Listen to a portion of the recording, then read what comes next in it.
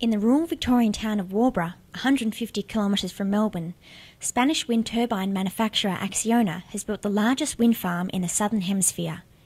In September 2009, the farm's 128 turbines purred to life to the delight of locals, who marvelled that the latest technology in the renewable energy sector was in their very own backyards. When the Chellicum Hills wind farm started, I loaded my wife and kids into the car. We went and stood under a turbine, and I even said to my kids, this is the way of the future. These things are fantastic. So when Warborough was proposed, we thought, well, we were never going to get any, but the hills around us were all going to have turbines on them. What could possibly go wrong? But before the novelty had even worn off, an insidious sickness characterised by headaches, nausea and heart palpitations emerged in a few residents, one of whom was sheep farmer Donald Thomas. These were problems like headaches and sort of a feeling, seasick type feeling, as you'd stand in their yard talking to them. You're not looking at the turbines or anything. You can't even hear the turbines. But you'd walk away from there. Well, as I drove away, I would have had a pretty hard job to prove I wasn't intoxicated. Mr. Thomas also said his elderly mother's sleep apnea has significantly deteriorated since the turbines are switched on.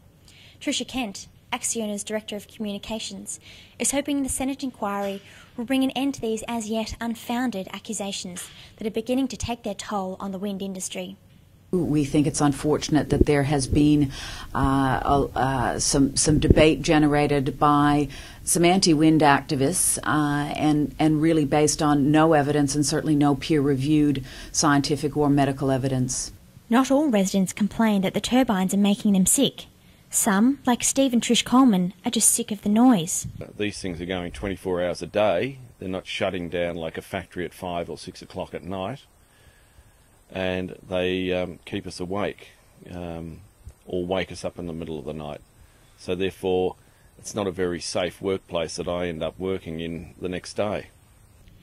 In late November last year, the newly elected Liberal government imposed stringent new regulations on proposed wind farms. These included a minimum setback of 2 kilometres between any turbine and dwelling. Only 600 metres separates the Coleman's house from the nearest turbine, and while they lament being the guinea pigs for wind farming in Australia, they agree with the Liberals' new proposal. MP Greg Barber, however, believes that the new proposals go too far. So we have a renewable energy target that would see the amount of renewable energy in Victoria and Australia grow by almost fourfold over the coming 10 years.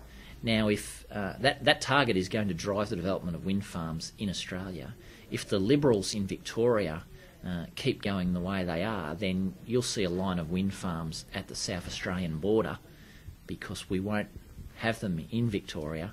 The target will be met in other states. Councillor David Clark stood as mayor during the planning stages of the Warborough wind farm.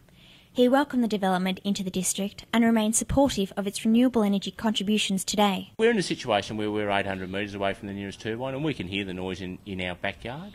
We certainly can hear it in our house probably once, maybe twice a month. It's fairly rare that we hear it in the house, but it doesn't bother us and doesn't bother our young children. What would be an ideal result to come from the Senate inquiry? To get a national wind farm standard for noise. We don't have a standard in Australia. We use different ones in every state, and I don't think that's good enough for the amount of development that we're talking about in this country. LEXI COTTEE, Newsline.